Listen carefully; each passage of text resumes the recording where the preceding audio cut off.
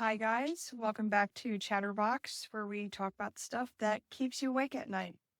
I'm Becca, your resident deep diver into all things weird, tragic, and occasionally too real. Sitting next to me is Kyla. I'm here to keep Becca from spiraling into all of her theories. But also maybe she'll help me with mine too. we catch ourselves, And she had to constantly interrupt me and say she means allegedly I didn't know how to talk in the beginning. You have to have rules. We had to keep it respectful for the internet, apparently. She having her being all nice and trying to be nice. No.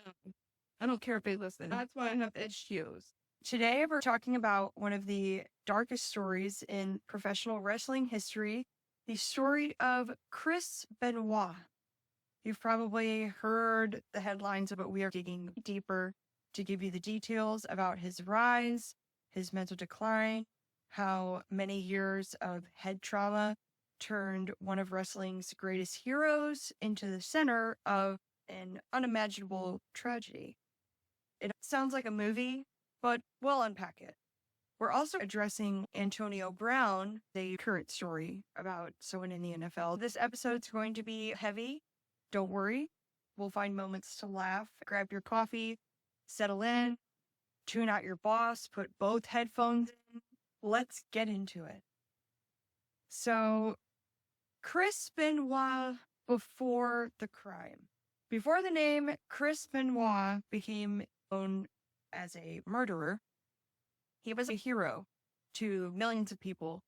To wrestling fans around the world, Chris Benoit was a perfect example of if you have enough grit, determination, and skill, you can get whatever you want.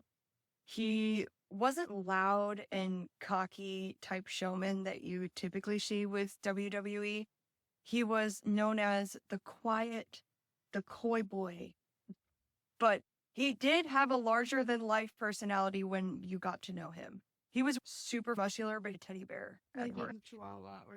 He was a seriously focused WWE performer obsessed with perfection. They called him the Canadian Crippler.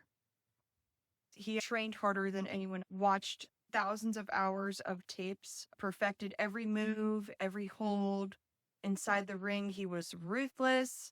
He was known as a bone-crushing German dude. His signature was doing a headbutt dive off a rope. Soft-spoken in hazmat. I was the only girl on my team. Over the radio, I would say, copy little girl. All of the guys have unanimously said, I hate it when she calls me little girl. I was like, oh, I'm going to do it even more. When you're joking and you call them like a bench or Tessie, I mean, they don't. Some of them get really upset. I used to have it. I don't do it anymore. I'm talking about when I was younger. People call me a little girl. I'm not going to get upset. But the fact that guys get upset when you call them little girl, I think is so funny. What if you got called a little boy? You're a little boy. I do not look like a little boy. The guy complex. They don't like to be called little. It's the ego. If you're a bitch, they'd be like, what? So, I don't do that stuff anymore. I know egos. In general. Guys are just, you grow up thinking to be manly and you can't be sensitive. Some guys really aren't with sensitive side. Oh, I'm not going to feel my emotions. I just watched this thing, the Monster project, where they isolated two groups of children and degraded them to see if they would gain stutters. So ultimately didn't speak anymore because of the way they treated them. The way you treat a child can affect the way they grow up. It's a permanent thing. It makes you think long term. They basically take your identity from you at a young age because they make you feel worthless. Some people will just shut down. I'm not saying that's everybody, but if it were to happen to somebody like in that experiment, that was to the extreme. What is this experiment? Well, the Monster experiment done at Iowa State University before morals were even a thing. It didn't start getting journaled till the early 2000s. Like investigated. Yeah, we'll definitely have to cover that. Add that to the list. But so many times when you mess with somebody and you don't get the proper type of care you need as a child, it can mess with you when you get older. Even as an adolescent, you can't heal. or fix. It's like the damage is done type of thing. And that's what this story is about, because Chris Benoit was not just this wrestler who had been wrestling for 4 or 5 years before this accident. He had been wrestling for 20 years plus. All of that damage from years of fighting and head trauma affected him and changed him. People say that when he died, he was not the same person as he was before. Other people have different speculations. We will get into that. Chris was not just a wrestler. He was a family man. He was known as the goofy guy. If you knew him well, he would joke around with you. He loved his wife, Nancy. He adored his son, Daniel. And in fact, he actually carried photos of Daniel everywhere he went and would show them off to everyone. To the outside world, he looked like he had it all: a successful career, a loving family, the respect of the WWE industry, and he was pretty muscular. He looked pretty good. Decades of brutal mashes did leave his body battered and his brain traumatized to where it could not have been reversed at all. He had taken thousands of chair shots to the back of the head, done headbutts that had rattled his skull more than once, more than twice, more than even 10 times. He also pushed his body to multiple breaking points throughout his career. Friends say towards the end of his life, he started withdrawing. He was moodier, more distant, and as he was experiencing all of these physical pains, he was becoming very dependent on painkillers and steroids to function outside of the ring. Nobody could have imagined what was coming. People change. This is true for everyone. I don't feel like anybody stays the same. Everybody changes as they grow. So if you have traumatic things happen to you, whether it's injury or mental, it can change you too. And you don't realize it. Think of this in terms of when you get into a relationship with somebody for the first time, and then after about 8 or 9 years, typically both of you change throughout that time. And you're not the same people you were when you got together. That could be said for literally everybody. This is the exact same case with Chris. So by the mid-2000s, Chris was at the peak of his career. He had headlined in WrestleMania. He won the World Heavyweight Championship. He had the respect of every guy in the locker room. Behind the spotlight, his life was getting very, very dark. And there started to become cracks in the perfect life that he had tried to portray. Nancy Benoit, better known as Woman, wasn't just his wife. She was a strong, outspoken woman who had been part of the wrestling world for many years before she met him. Her marriage to Chris was not always happy. There were a lot of legal battles. There was allegations about possible abuse and not her doing it. Talking about Chris. There were shouting matches. There were long periods where they would just not talk to each other, but be living in the same house. I mean, this was after he had injuries. He was on painkillers and stuff. Medicine like that can change your mindset and make you do things you probably wouldn't do if you weren't on them. He was prescribed oxycodone and possibly Xanax. It'll really affect someone's mind if they don't care in that moment. From personal experience from a friend. Painkiller addictions are totally different In the fight we had, I'll never forget it. Nothing mattered more than getting what they wanted. They would have never acted like that or said the things they said. They would have not been on that. It was not like them. And then it just went downhill from there. And I want that best for that person. And, I have no hate for that person. But I've seen other people do it, but people are angry. It makes you angry. I guess it depends on the person. I talked with somebody, which I'm also not going to divulge. They told me they used to be addicted to painkillers, and they were actually in a family that also did the same thing. And what would happen is they would figure out how to get prescribed it, save up for months of just not using it. And then they would just have like this big supply that they would either sell or just take all themselves, but they would save up so then they can do it constantly, not just like every 4 to 6 hours or one every 12 hours. I mean, what's your tolerance gets up though? I just find it insane because I've never been around that culture. I can't relate to it at all. I find it fascinating as to like why or like what the psychology is of why people do that. Nancy Topolini. Topolini. Nancy Topolini, better known as Woman, she had been consumed by the wrestling world in her professional and personal life. And she was a big star long before Chris. She started as a wrestling valet in the 1980s, managing big names for WCW or ECW.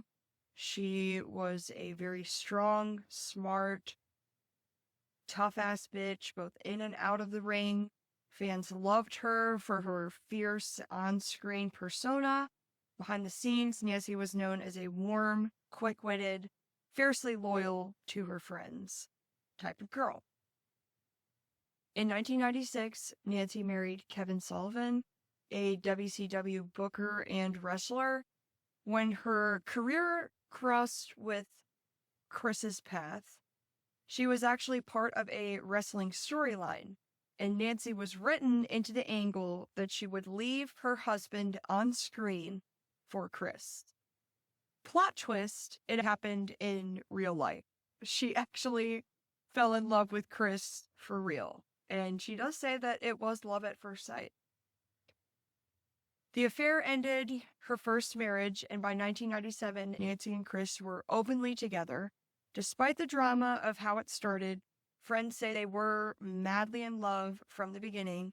Nancy was softening Chris's dark side, his serious personality. And Chris loved how fiery she was as a person. She was one of those people that when you walk into the room, she could like change the energy. You better be good or bad. Sure. She got that fire. She wouldn't give a fuck about you think it is, as she said. Probably.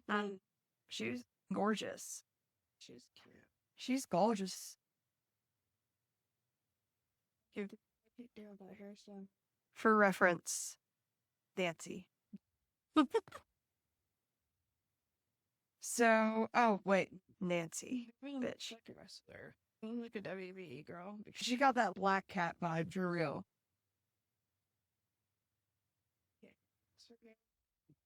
Not see her hair. See how much prettier she looks. Yes, girl. I love the dress. I love that.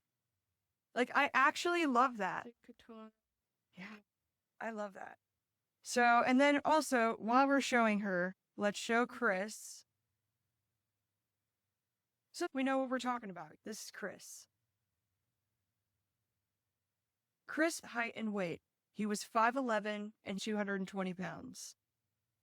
So, interesting. On February 25th, which is my brother's birthdays, they welcomed their only child, Daniel Christopher Benoit. Chris doted on his son, carried pictures of Daniel everywhere, showing them off to coworkers in locker rooms and bathrooms in the airport. He was on the plane. He was showing them pictures of his kid. He was the light of his life. And he had a very deep love for his son that would play a very haunting role later on in this tragedy. In 2003, Nancy filed for divorce and accused Chris of abusive behaviors. She claimed he was controlling and life at home was unbearable. She filed a restraining order against him, telling the court that she feared for the safety of her and their son. And just weeks later, she withdrew the papers, the two reconciled, and friends say this became a noticeable pattern. Tensions would explode, Nancy would leave, Chris would beg her to come back, and it was just this vicious cycle. And I've experienced that before. I feel like that's kind of relatable to almost everyone who's been in a relationship.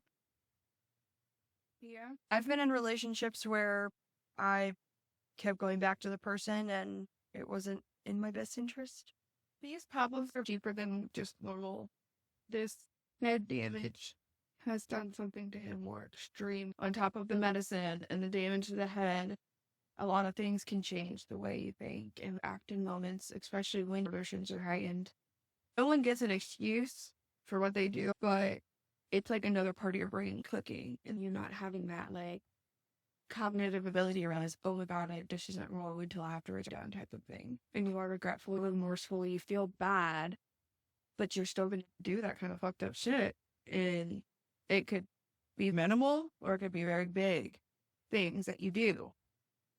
And no matter what type of brain injury, severe brain injuries, ones that aren't as severe, could just change you in general. And I think as long as you can recognize it, and if you have a significant other that's violent when they have this brain injury, maybe just leave that person or take a moment away, but they have to know that in those moments, maybe they should be the ones to walk away, like realizing your situation and taking initiative.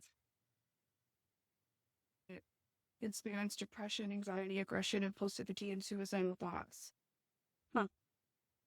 And that's CTE? Yeah, I didn't that you were talking about it. No, we are going to get into CTE much further. Sure, that's why it's permanent. It's damage to the brain, and it's not something that can be reversed. You can't medicate to help you. You're going to fix it. You just Yes, that's a function that you have so lost. Pills, so that just makes it worse. And steroids, which also makes it worse. I just don't agree with medication in general. So having brain injuries, medication, you're just not yourself at all. I mean, it depends on who you are, yes, but it depends on what you're prescribed, what your People biology. like hella medicine that don't need to be on it.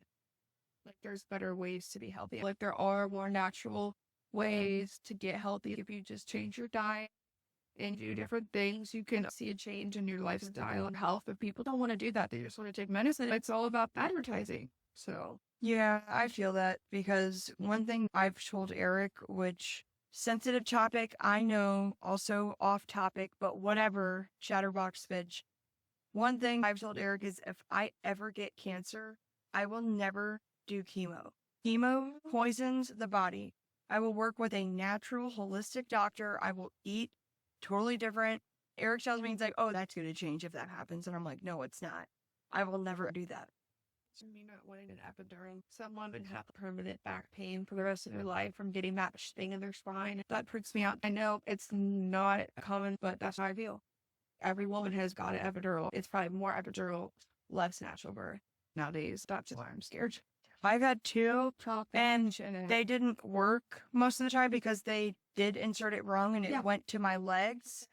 But I didn't have any lasting effects, thankfully. I already have back issues. Yeah. I always feel like, will you carry for me? I want one more. I would much rather foster and adopt. What was happening to Chris when Nancy was leaving and coming back and he was begging for her back? He was once a quiet, respectful guy, then becomes irritable, paranoid, thinking people were following or watching him. Friends and colleagues chalked it up to stress and burnout. It wasn't unusual for wrestlers to get moody after years on the road, but people were quietly wondering, is something wrong? Chris's body was breaking down from years of punishment. He had suffered chronic neck pain and back pain and headaches that never stopped. He had constantly had migraines. That also changes you as a person when you're having migraines all the time. But he kept performing. He turned to painkillers, muscle relaxers, and heavy steroids to function normally. I feel like that was more like his ego because he didn't want to admit that he should stop. When I watch people fighting and I see them beating each other, I'm like, why don't they just quit? It's literally for money and to win and be the top. You're at the end, just like with football, you're taking those hits at what cost? It's for entertainment, for people to watch. And you are doing it because people want to see that. I look away. They don't know when to stop. I don't know if they know when they're winning. Back and forth, like, tap. I'm like, tap, you're betting. You're going to lose anyway. Tap. Who cares if you look like a pussy because you didn't keep beating? This is something that I have thought about deeply. And it's, why do people want to be in such violent sports? hurt their body because for they it to come. already have a lot in them. Sometimes it to pit out or make money because they're good at fighting. This is a way to make money, but this is ancient. People love to fight. This is built into our primal being. What did they do in Rome? What was the Colosseum for? But Watching people beat each other. That was the beginning of society, of sitting in a Colosseum and watching that. The whole concept of watching people, that's crazy. But that's where it came from. It's instinct. They put that in us. That wasn't ever real unless you were fighting an animal. I was looking at the Colosseum, the fact it was made for people to get entertainment out of watching people get hurt. But there's other stuff to distract you. It's like these are the distractions. And it's kind of like football. You were worried about what team won or lost rather than what's going on in the world. People would watch things going on in the Colosseum, which is like entertainment, and there's the bigger things going on out that they didn't know about. I think it's primal, and people are still drawn to it even now, that behavior, because it's something that's in our DNA. This isn't something that's been around for just like 200-300 years or even 1,000 years. Like, this has been going on for a long time. It's like the human perspective is sometimes people are drawn to the spotlight, the arena, the ring. They want to be fighting. Some people are born that way, but other people are like me and you who want to watch from the sidelines. You can't even watch, though, half the time. No way. I don't know how people take beatings. I don't want to get beat. I would not want to make money for it. We said about this girl, a Ukrainian girl, that went to this thing called a porta potty party.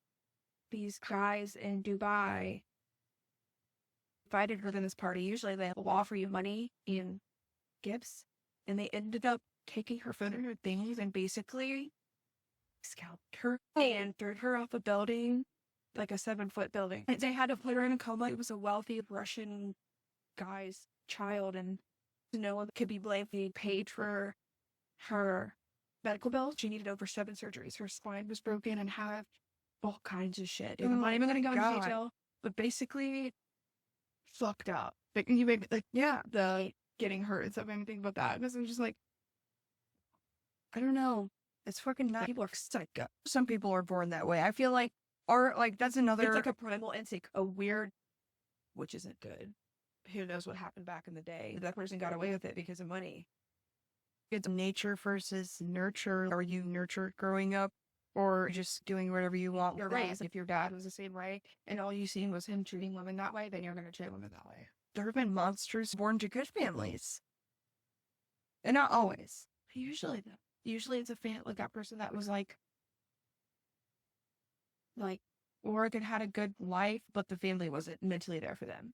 That's true. There's always some environmental factor that contributes to somebody becoming a monster or something, but their life was good. Yeah, I mean, I would say there's typically like an event that like catapults the person into being doesn't trigger them. a monster. It triggers them into being that bad person they were. Like one small thing. It's like when a dog gets taste for blood or something. True. It's like you do it once and then you're like, whoa, people are weird as fuck. The biggest damage was to his brain.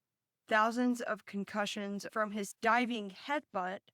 Doctors said his brain resembled an 85-year-old Alzheimer's patient after his death. They can only check to see how severe the damage was. Yeah. Like, in order to see how severe CTE is, you have to be dead and they have to get tissue from your brain. But they don't know how severe it is until you're past. You'll never really know how bad it is. Only by the symptoms. I've had 2 concussions, one from a car accident and the other from hitting my head on the door of an aircraft, which I fell to the ground. It's like a month or 2 ago.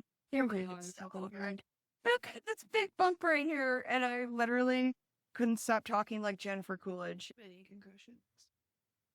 Definitely have brain damage. For sure. Mine is permanent. At work, I'm like, stop. I'm like, you're going to give me permanent brain damage. They're like, the damage is done. While Chris is struggling with severe memory loss, depression, his friends described it as incredible mood swings. One minute, you would be super happy, joking around. You say one thing, and he's just like, sent. It's like, oh, my feet are longer. It's the reality of life for me because I broke an ankle. Has she got a shorter leg than the other? That's why I have hip issues. You know, only a young girl. She's just a girl. Not yet, I'm on. That's by Britney Spears, if you don't know. Yeah. I love that song. Anyway, what was it about Nancy? Nancy confides in friends about Chris. Let's get the tea on what Nancy. She was confiding in her friends that Chris was becoming very distant, very cold. He spent more and more time locked away in the gym, working out obsessively. She said that there was weeks at a time where he would barely speak to her unless it was about training or a match. He didn't care about his son Daniel. Nancy began telling people he was becoming overly protective about Daniel and very paranoid about his health. Nancy said that she still loved Chris, but feared what he was becoming. Friends in the wrestling community said at many points toward the end of their lives that Chris was becoming a completely different person. He was withdrawn, moody, and controlling, and these were things that he was not at the beginning of their relationship. She had considered leaving again in 2007, but had not taken any steps because of their son. And then she was going to try to make it work. She worried about his mental state, and Chris was becoming increasingly obsessive about his son's protection. Nancy was known for being a very strong-willed woman. She was very outspoken. In her private life, she was becoming more guarded when people would ask how she was doing or how their son was doing, because she was also becoming paranoid herself because of all of the trauma that she was enduring at home. And by early 2007, the closest friends of Chris were saying that they could barely recognize him. The polite, humble workhorse known as a teddy bear began getting lost in his own head. He was consumed by pain, paranoia, and something much darker. Our brains are more complex than we will ever know. Like, our bodies itself, we have so much more we can do. We've not tapped into that part of our existence. Very isolated and don't know what we could do and know. That's called expanding your consciousness. But sometimes it's hard because this reality isn't allowing people To break through. Some people, it's like a simulation. I'm listening to a book on that, which that is going to be something that we cover in this season. It's just like all of these things deprogram you not to have a sense of like, oh, is this right? Is this wrong? Since we've been little, we've been getting used to it. So it's harder for some people. It's programming. Before Chris Benoit had done the crime that he did, one of the last people to have a real conversation with him said that Chris said to said friend, Chavo, in a strange and quiet tone, "Chavo, I love you." And he said it sounded off because he never talked like that. Chavo Guerrero, I might be saying that wrong. I'm sorry if I'm saying it wrong, but he is a fellow wrestler and close friend. Chris William Regal, if I'm saying that wrong, I'm sorry, said that Chris had been more withdrawn than usual and he was barely talking to anyone at his shows. That was not like him. He seemed like he was carrying the weight of the world on his shoulders. He was forgetting things, losing track of conversation. CTE can cause dementia-like symptoms, and basically your brain could be like the age of 60 and you won't lose even memory loss. So basically he had at least like, it wasn't dementia, but it gave him symptoms like dementia. He had Alzheimer's brain. So many blows to the brain could make your brain age quicker. On June 22nd, 2007, at the Benoit family home in Fayetteville, Georgia, the day started like any other. Neighbors said they did not hear anything unusual, but inside the home, something terrible was happening. Chris and Nancy were arguing. No one knows what started it, but Chris had snapped. Their fight had been escalating for several weeks. Investigators later said Nancy had bruises consistent with a struggle. Chris overpowered her, tied her arms and legs, pressed a knee into her back, and strangled her. Nancy's body was found on the main floor with a Bible. Chris placed it there after she died. After killing Nancy, Chris did not flee, but stayed in the house, walking from room to room with his son. For nearly 24 hours, on June 23rd, 2007, Chris stayed in the house with his wife's body, and then something even more unimaginable happened. Chris turned his attention to his 7-year-old son, Daniel. Investigators believe Chris gave Daniel a Xanax, sedating him heavily before placing him on a bed. Daniel likely never woke up during the attack when Chris strangled him. Daniel's body also had a Bible that was placed next to it, like very close to the body. And after Daniel's death, Chris began sending out mass text messages to friends, giving cryptic instructions to Chavo about his address and where his dogs were kept, as if preparing someone to come to the house later. On Sunday, June 24th, 2007, the final act, Chris Benoit made the final decision sometime that afternoon after spending hours in the house with the bodies of his wife and son. He went to the weight room, wrapped a cord from the Smith machine, adjusted the machine's weight to let it drop, and the force would snap his neck instantly. He was found slumped up against the machine when police arrived. The story is wild. It really does sound like a movie. Like, this doesn't sound like real life, but it is. WWE officials became worried when Chris did not show up for his scheduled event. After trying to reach him all weekend, his friend Chavo and other friends alerted the authorities.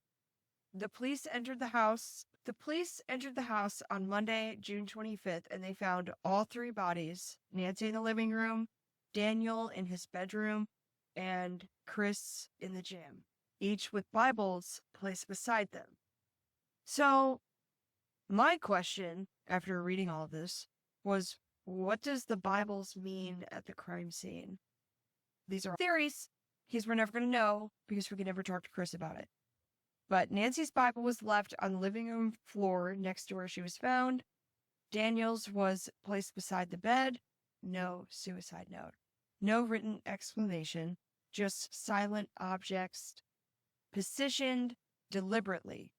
Investigators and psychologists believe this was a religious remorse, maybe signifying he had already asked for forgiveness after he had done it. I feel like he knows it's wrong, but he's so fucked up mentally that It's his way of justifying that he wants some forgiveness, even though he might not get it. He's so mentally disturbed that he doesn't even know he can't even make decisions for himself anymore.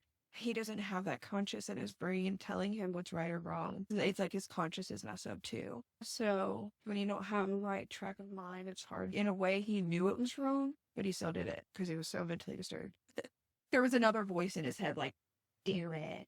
And then there's another voice like, well, I thought he was... We have voices telling him things. When you're a private person, you don't really know what's going on in the other person's head. Keep it all on yourself. That's even worse. If you don't let those out, they can fuck you up. You got to start talking about things when you're not good to support it, because it'll build up. Emotions can build up. They suggest that when he got into the state that he was becoming mentally disturbed to the point where he was mixing religious symbolism with his own delusions. So maybe he is just justifying what he's doing because he knows he could ask for forgiveness. It's like a person killing and crying as they killed the person or something. Like, they feel guilt, but they're also still doing it.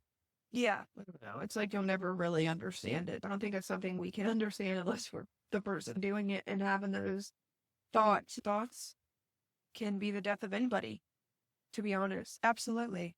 And that is the truth, is that in society in this day, it's one of the biggest killers, I would say. Yeah, I mean, we'll never know his final thoughts because he didn't leave a note or anything. And he just didn't share all that is just a bad thing. I just feel like the Bible's left is the most haunting. It's so ominous. But Why do you have multiple Bibles? maybe his wife had a Bible, he had a Bible, and his son had a Bible. I mean, that's how it used to be in my house.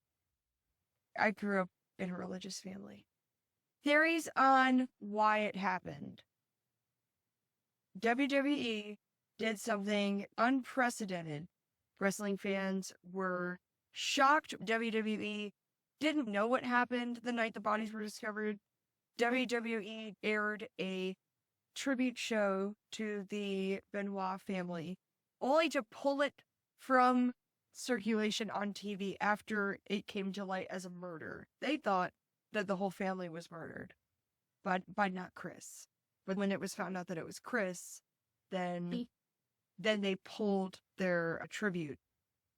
And because they were like embarrassed. yes, and Like, they Dave, it was him that did it. We don't want to pay tribute because we y'all. They tried to erase Chris from history. Scrubbed his name from the website, took his pictures down, did not publicize any of his old matches. He was never inducted into the Hall of Fame, as apparently he was promised. They withdrew that promise. For a man once considered one of the greatest wrestlers, it became as if he never existed. They did a damn good job because I had no idea who this motherfucker was. I had heard the story before, but I had never like. I also just want to be clear that I don't go out of my way to look for tragic events on the news because if I'm a tragic event, there's a lot of tragedy out there and I don't like seeing it. I don't like talking about it, but seeing it when it just happens is different for me. But make aware that brain damage and mental health is real. But yeah, they definitely cleared his name out because motherfucker, unless he was a big wrestling person, but we know who Hulk Hogan is, right? But if he was a Hulk Hogan, like they say he was really great, we would have noticed Dave. Like a lot more people. I feel like people would have noticed Dave more because I didn't know who he was. Yeah, I heard of him. That's crazy. but the story resonates with me deeply. The thought of people changing throughout life into something not good. Well, changing is different than being mentally hit and doing painkillers. Like you change as a person is growth. He was changing because of mental deterioration. I find it fascinating. No, The story for me is fascinating. It is It's like the fascinating. psychology behind it is like, the brain's weird. yeah. And when it comes to CTE, what is CTE?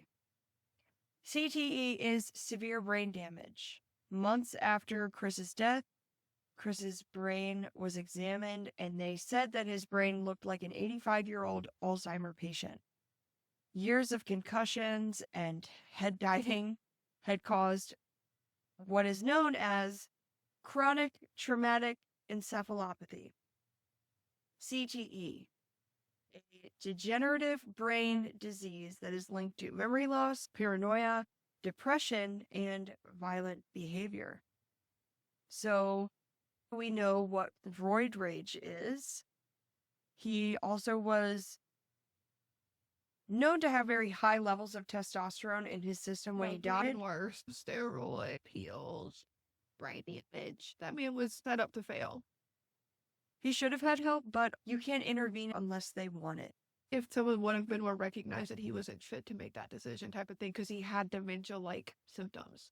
And people that have dementia literally get like what the conservatorship, someone that watches over you. There should be someone that monitors your health the way you act. Those are the people that snap, that don't like. No signs. Yeah. I mean, they need help. I mean, people should be more initiative in this. There should be more of a knowledge of it. Like, oh, they're acting weird. Maybe we should be like, not that you're forcing them, but make them feel more comfort, even though he was a very closed off person. You can get people to talk. Just act like you care. Slowly, it can work. Well, they can get them the help they need. What do you know about traumatic brain injuries and CTEs? Well, I had a brain injury, but it changed me. I wouldn't say it's made me more aggressive, but I know I hit my head. I never was officially diagnosed. I didn't get the scans to understand. I had to diagnose myself and figure it out. But it did change the way I think and the way I am. And it took me a long time to understand it. I still don't always understand it. But when you can at least realize situations That's a good step. I have bad memory loss and mood swings. I can get really emotional and it's hard to come down. I feel like it heightened everything. I don't trust people as much. It made me more skeptical about people. Now I think of the worst possible scenario. It makes me more aware of my surroundings. Some people are just like not feeling that there's probably a creep stalking you or something. You should always listen to your instinct. It kind of bothers me though, because I always think of fucked up shit. Well, like even at home, I think of fucked up shit. I think of the worst possible thing. It does enter my brain as intrusive thoughts, but I try not to think about them. I think it's just like my PTSD. When it did happen to me, I never once thought that this was going to happen to me. So it's like you have to think of the worst because it can happen to anybody. I did get hit in my head and temples, and I still am sensitive. Yeah. I hit my head a lot. Porcelain, concussions. I know I don't have brain damage like this guy, but I have some type of brain damage for sure. Same. But you guys you're still here with us anyway. Well, we have two other cases quickly. Roseanne Barr. She did not suffer from CTE, but she did have a traumatic brain injury when she was hit by a car. Her skull impaled by a hood ornament. Spent 8 months in the psych ward. Was diagnosed with dissociative identity disorder and struggled with addiction and other issues, other mental health diagnoses. Not CTE, but trauma that had happened to her brain. It just goes to show that getting hit in the head doesn't mean that you're just automatically going to have CTE. You can have dissociative identity disorder.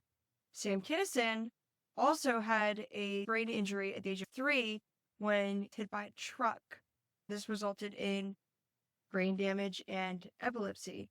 And there are no mentions that he has CTE, but it just goes to show that getting hit in the head can change you for life. I feel like it changed me. I'm the same, but I'm not. I kind of remember who I was, but I don't. It just changed me. I used to talk to everybody. I don't know if this was just me growing up, but it literally happened right after this happened. I was already outgoing, even more like house clown, talking to everybody. Now I'm more reserved. I was very outgoing, but I'm not as outgoing as I used to be. I feel like that's opposite for me now because in my super outgoing era, when I was younger, I talked so fast. You couldn't understand what I was saying. It's like my brain slowed down. It's weird. I can't explain it.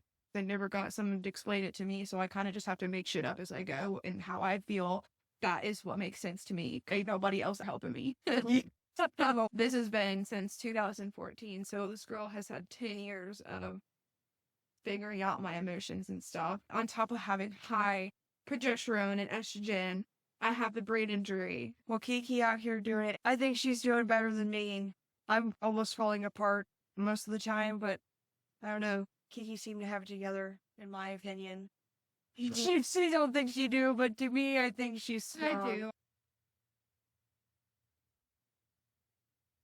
So, the findings of massive degeneration in the frontal lobes of the brain controls your impulses, your emotions and mood regulations, and your decision making.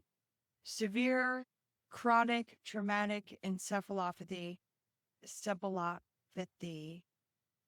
CTE, the degenerative brain disease, causes unable to control your own impulses, emotions, mood regulations, and decision making.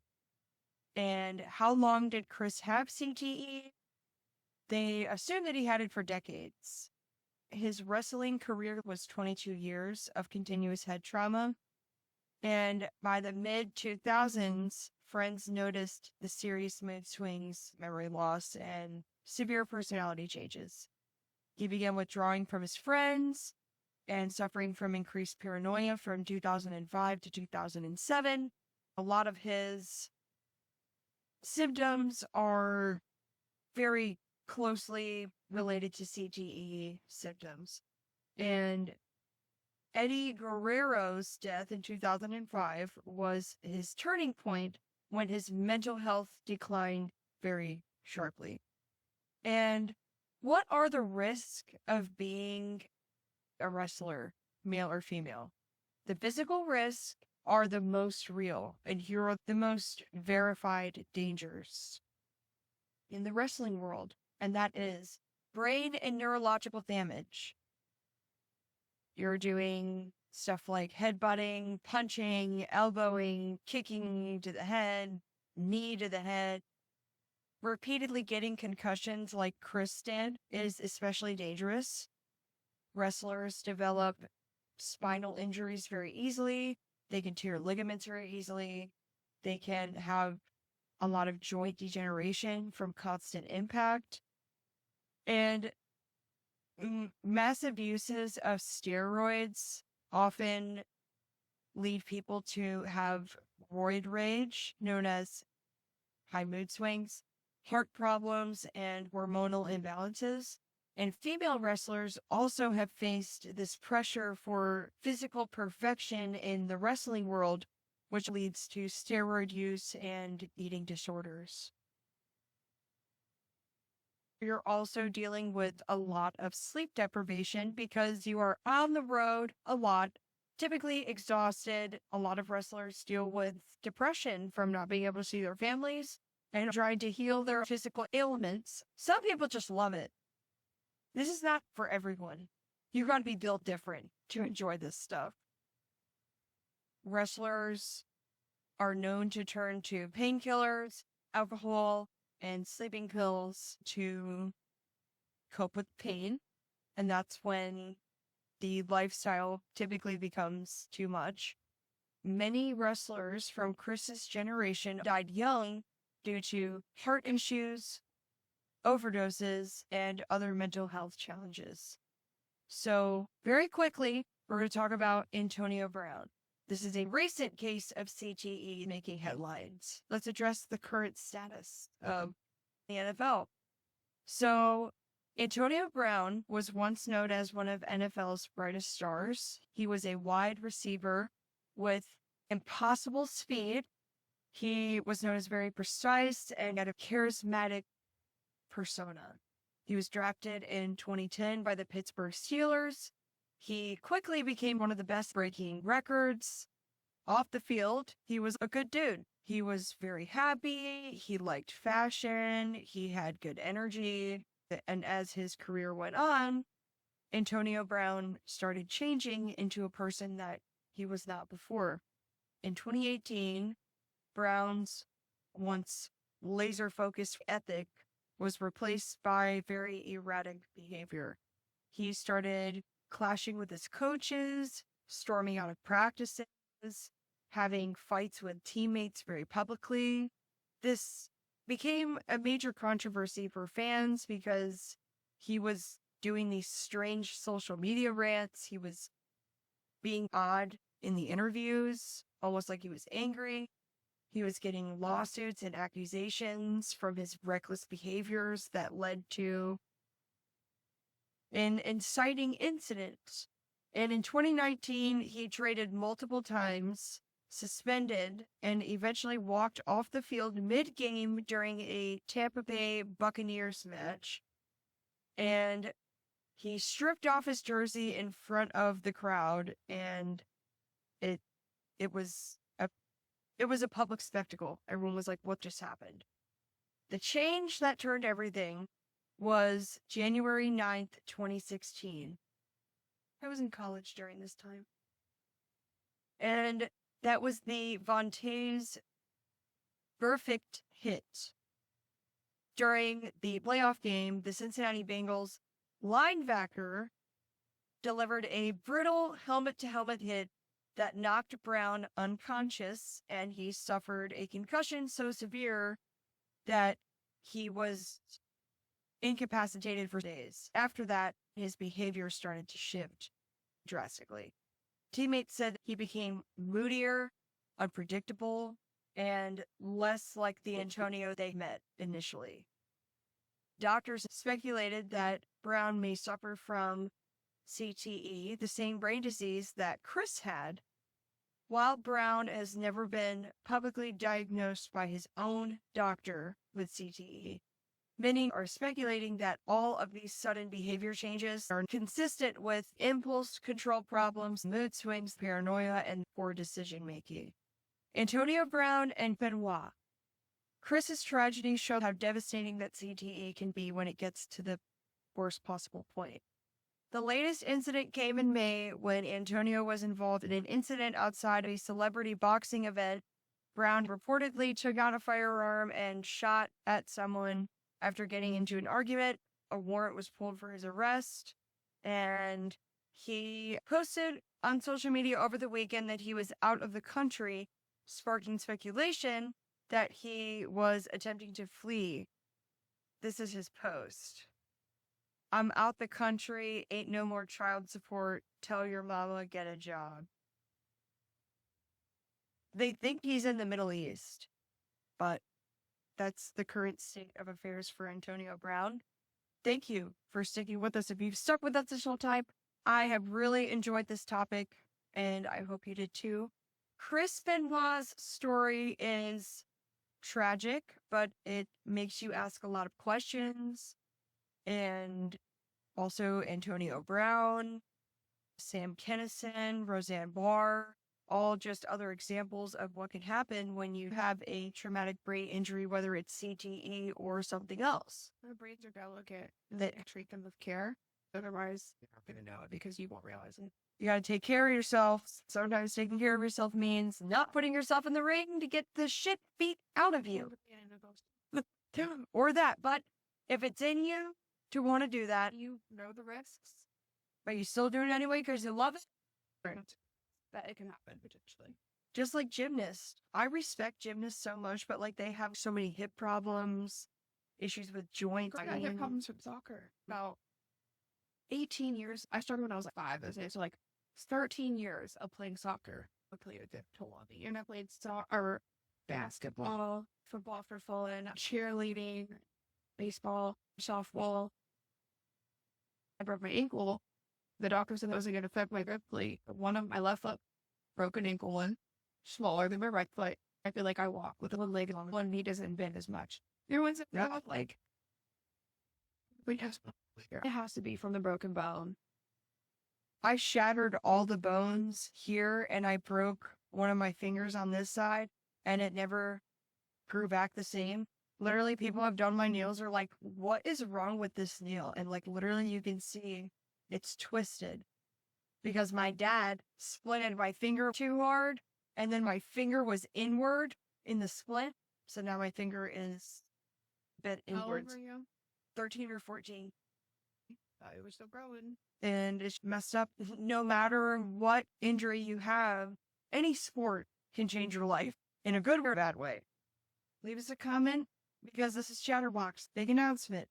This weekend, we are launching the merch store. If you would like to enter our first raffle for a free t-shirt, tote bag, coffee mug, send an email to chatterboxcorner@gmail.com. Please leave your name and number. We will put all names in a raffle. Repost the post. There are some listeners of ours that do not have any social media. They just tell me to text them. And they're subscribed. That was all I was subscribed. Yeah. They watch us on YouTube and they got no social media. If you want a free t-shirt, tote bag, whatever, check out our site. Yes. Get something for free because we love you. And we appreciate your support. Thank you for hanging out with us. Take care of your brain health. Next week, we might do something less heavy. Send your raffle entries before the end of August. We will do our drawing at the very end. Tell your friends, tell your enemies. Maybe you tell your ex if you guys are cool like that because it's Chatterbox, bitch. Till next week.